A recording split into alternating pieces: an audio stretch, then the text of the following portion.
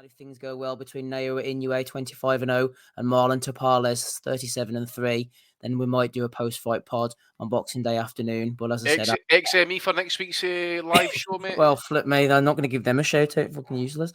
But yeah, hopefully so. Hopefully so. Oh, okay, Andy, we'll go for you first of all. Then Inoue Tapales, all the marbles on the line: IBF, WBA, WBC, WBO. On a nice afternoon, USA, ESPN Plus. It should be a good time for us. About what, 1 o'clock, 1:30, something like that. Midday for us at least, mate. I'm looking forward to it. Mainly, obviously, for the main event. I think this is going to really catch fire. Like, I mean, you've got a southpaw against an orthodox. Tapales is generally quite aggressive, isn't he? I mean, I'm based off his last fight at Medallion. He was definitely aggressive on the front foot, throwing loads of shots. You just wonder as well with Inoue's speed and power, and that I think it's set up for Tapales, who's, if he is aggressive, I could maybe see Inoue just counter him with something right down the middle with a right hand like he did fucking Fulton. And once he gets you on the hook, mate, it could be a good night. And I'm maybe thinking Inoue can maybe do this inside 4 or 5 rounds, to be fair, because if Tapales comes out looking for him, I think Inoue will find him, and he'll find him pretty quick with that right hand. And once he feels that power, that could be it, and it could be very quick in that. So definitely going to be big on Inoue next week, mate, without doubt. Sorry, 2 weeks. Is it 2 weeks? 26 is it Boxing Day? So yeah, about 10 days or so. Aye, something like that. So aye. Yeah. Looking forward to it, Danny. We'll bring you in on this one. I know you are a massive Inoue fan. You've seen him up close and personal as well. I think it'll go a bit longer than Andy thinks, because I reckon Tapales is going to be a little bit more negative. I'm not pretending to be any kind of expert on seeing this guy fight, but I have watched bits and pieces of footage, and he's good at what he does, but he is quite hittable. And if you're hittable against Inoue, that is a problem straight off. I think he'll go into his shell, look to be negative early on, because if he comes out firing and trying to go toe-to-toe, I don't think he's the puncher he thinks he is. And Inoue has shown that his judgment of distance, of range, his ability to take a shot is second to none, really, and he's moving up the weights and he's still blitzing people. I think Tapales will be tough. He might be better than people think, because we're all expecting him to come in and get knocked out now as part of the course, but he's a good fighter. Showed against Akhmadaliev, he's a good world-class fighter, but Inoue is another level, and if you're hittable against the monster, you're going to be in big trouble. Yeah, obviously, Steve, I don't want to say a great too much. Obviously, I've done you a little article to put out at some point. Going out tomorrow, yeah, absolutely. Yeah, so I've said plenty there, but Inoue, there's levels, and Inoue is another level. Like I genuinely think like we are watching something that is like we're watching someone that is going to go down in history as one of the best. Like I genuinely think that. Apart from moments in that Donaire fight, I haven't seen him troubled at all. And I just think just love how he works things out. Like, the Butler fight. I mean, if Tapales wants a blueprint to try and ruin it in the evening, then watching Joe Gallagher's set up it might be perfect. The way to kind of extend the fight, not necessarily to win it, but to extend the fight. I'll go back to what Andy just said, to be honest with you. Like, I just think Tapales, because he's a come forward kind of, loves to wing some shots and things like that. I just think he's made for Inoue. I really do. I just think Inoue's fast hands, his quick feet. I just think he's made for him, and I genuinely can't see this going past 5. I think it's yeah. I just think there's levels. I think Inoue's great, and I just think he's gonna win this fight, and then move up another weight, because he just wants greatness, doesn't he? And you can't knock him for that. It's brilliant to see. But yeah, like I say, I'm looking forward to it. I hope Inoue does the job, and I look forward to seeing where his career goes next. But yeah, it's going to be great. It's going to be great, Matty. Let's see what the boys in the chat are saying here. Kaiser Koba says, I think Inoue's power was so apparent when Fulton shelled up within a minute. Chris Butler says, could Inoue BAM happen, or is there a bit of weight between them? I think he's going to be campaigning at 114. Inoue's at 122, so you're looking the sort of £8. Not on it so much within the lower weights. I don't think their paths will clash. Kaiser Koba says, agree completely. Not a great style matchup. He wins in 4 or 5 rounds. I think that's the problem, isn't it?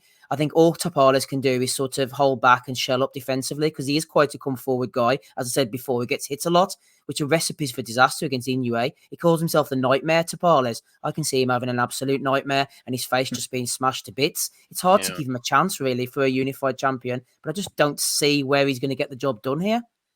As you say, mate, I think it's no matter is how he approaches the fight. If he's aggressive, like I said, and he's letting his hands go, I think he can get countered right down the middle. I just think it's a clash of styles, stances, and that as well. Southpaw, orthodox, and as you mentioned, once if Inoue does get that right hand rapier speed right down the middle, he'll quickly leap in behind the left hook or another right hand, and before Tapales knows it, he's on his arse, and it's like count to 8, and he can't get up, and that's what's going to happen. Andy, If he's negative, then I can see it go round. Sorry, mate, on you go. No, I was just going to say, my understanding is that the only time Tapales has been knocked out is against, is it Ryosuke Iwasa, yeah. Iwasa, yeah. And am I right in thinking Iwasa has some slight similarities to Inoue in terms of speed, footwork, hand? You know what I mean? Like, I just wonder whether that might play a factor as well, like that he's fought someone similar and actually lost. Didn't he have a retirement loss as well at some point? Or am I? Hang on, let me see if I haven't got his record up here. Tapales has been stopped twice. Yeah. He'll beat off TG Donhead. Here we are. Sure. 2009. Lee Haskins beat him as well. No, did I? Don't think so. Right. No, Haskins didn't beat him. No, that was Iwasa. Oh, Iwasa. No, sorry, I'm talking about Tapales again, Andy. He has a retirement loss in 2009, but he was way down in weight. Sorry, there. I thought my head name Iwasa get put. No, Danny was talking. You know, talking about Iwasa there, mate. Talking in terms of similarities. Iwasa beat Tapales, didn't he? Knocked him out. Aye. Yeah, so I wonder if there's similarities between Iwasa and Inoue to a small degree. In terms of, like I said, like it's that Japanese style of like being quick in and out, fast hands. Like I don't know. No, I mean, I'm just purely basing it off that Madali fight at Tapales when he was, as I says, he was on the front foot early doors. I just think if he is like that, he's although especially his lead hand, which he's obviously would be jab hand, he'd be trying to bring it down the kind of like downward motion as well, like kind of hooking type effect. I think if you start telegraphing that, and I think if Inoue starts timing him, it's just a matter of time. I think, yeah. But as Steve says, if he is negative, it will go round without doubt. But if he is coming out uber aggressive, he's getting picked off pretty quick as well, in my opinion. Matty, I think as far as Inoue is concerned, he would obviously fight anybody, but Tapales has come around. It's a nice time for him. Ironically, I know Tapales beat Akhmadaliev. The scores were strange, 115, 113 times 2, and then a 118, 110 in Akhmadaliev's favour. I'm sure I watched that fight, can't remember too much about it, but having seen Akhmadaliev again last night, albeit against much lesser opposition, would Akhmadaliev give Inoue a better fight, as strange as this sounds? I think the way he punches, the way he fights, the way he puts his shots together, I think he'd be more competitive than Tapales, which I know is really mean-spirited thing to say about Tapales' chances. No, I think you're right, and I think Tapales put it in an exceptional performance that night, and Akhmadaliev was just flat. So he might have given Inoue a better fight, at least on paper. It would seem that way. You'd think that this is tailor-made for Inoue. Tapales has fought at lower weights, so he's not exactly fighting a bigger guy necessarily as he makes his jump up the scales. But so I think this, obviously could be just another routine walk in the park, KO 3-4 kind of thing. But you never know. Tapales is obviously a man on the mission. He's on a hot streak. And I got to say, if somehow he managed to pull that off, I'm saying your fighter of the year for 2023 is Marlon Tapales. Oh, yeah, absolutely. Flip me. Wouldn't begrudge him that. Michael Thompson says Inoue does the basics pretty much perfectly. It's nothing flashy, just excellent boxing and technique. David Palmer, he's got money spewing out of his back pockets again. He's thrown another tenner in. He says, come on then, this chat needs to be worth the money eventually. Spilled red wine everywhere. Any tips? P.S. Inoue smokes everybody at 126. Personally, he's like by himself, keeping the lights on for the Asylum here. We appreciate you, David. Absolutely. That's the thing, isn't it, Des? We all expect him to get past Tapales, so obviously it's a possible banana skin, could take his eye off the ball, etc. I don't think he will. But the trouble is, once he gets these belts, he's not going to want to defend them, is he? So the only way is literally up. He's just going to keep on climbing through the weights until he finds a weight class where they're too big for him and he can't knock them out with one punch. Other than that, where does the challenge come from?